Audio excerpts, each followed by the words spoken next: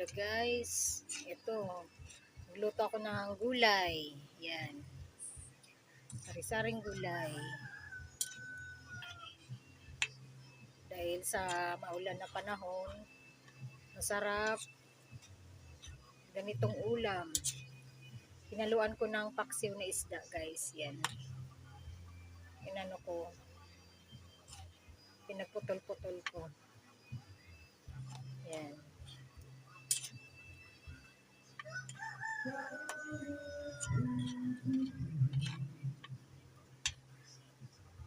Yan. Maluluto na guys. Kainan na guys.